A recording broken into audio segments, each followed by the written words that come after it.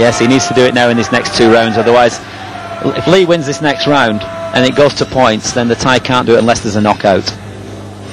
So Leicester focused as always, chin nicely down. He looks very calm and relaxed. He's fighting at the moment. Perfect tactics, Andy. He is indeed. So here we go, round 4. We have it 2 rounds to Leicester, 1 drawn. Moteck needs a wake-up call. Maybe this is it. Nice strong roundhouse to the midsection, but he's back in the clinch with the knees. And again, through clever movement, Leicester negating a lot of that, stopping his man getting the balance required, Sandy.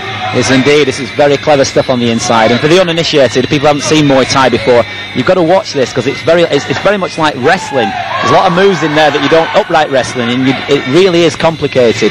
And this can tire so many fighters out. Many fights have been lost in the clinch.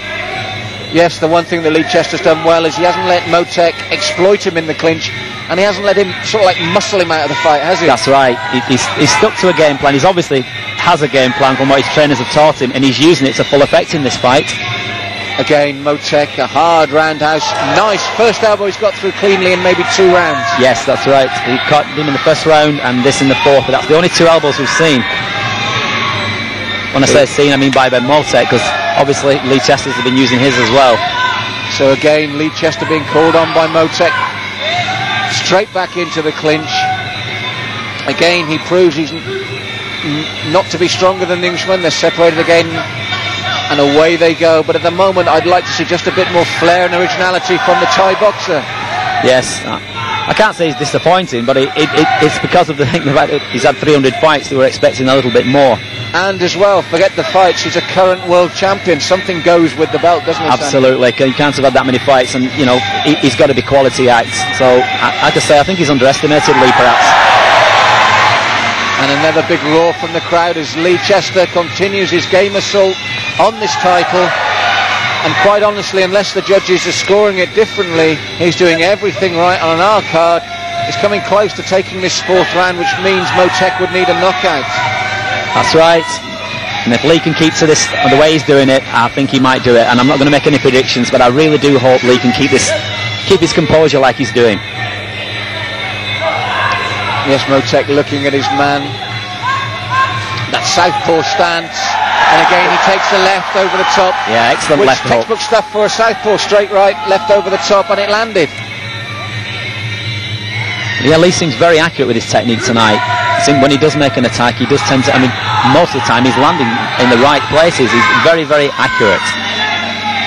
Now, if we're making any sort of excuses whatsoever, could Moteck be jet-lagged without realising it? Could it have taken something out of him and he's just not got that sparkle, as it were? Possible, because only landing sort of 24 hours before the fight, and I mean, Thailand is, you know, over 6,000 miles away, so it might play some part in it. And it might be the first time he's been out of the country, so you never know. Well, we're back right over our commentary position, and again, Leicester is not allowing himself to be intimidated or dominated by Moteck. A closer round simply because there was less clean work by either man. So yes, Moteck really does, as we thought, need this round. And again, not as dynamic, but Lee trying for the leg there. But it's his hands, the right hand through the channel, the left over the top. And although it's not seemed to trouble Moteck, it's scoring regularly, Sandy. It is, and that's what's doing the damage. And at the end of the day, it's going to be going, it looks like, to points. And if that's the case, then Lee is ahead. And he's got the right strategy, and he's fighting really, really well tonight. Now, without talking doom and gloom, is there any possibility that the judges might be carried away by the fact that we've got a current champion? He's from Thailand, he is a Thai. I don't want to insinuate anything, but could it just slightly colour their judgment? Well, with any champion, and as you'll know this yourself, that you have to take it off a champion. You have to beat a champion, and the judges see that, which it seems this way to me from this angle where I'm sitting with you at ringside. And if the judges have seen it the same way, then he is actually taking it off the Thai, and you know he will lose the title. Because that's a good point, Sandy. I mean, champions do have that slight edge because you have to really take it from them. But Lee is doing all the right things. Jammed the leg perfectly there from Moteck, stalking his man. So he's telling the judges, look, I'm coming forward, I'm trying to take this title. But to be fair, champions, it's like a little extra bit of armour, isn't it? They've got the belt, they are the champion. It's a respect thing almost. Yes.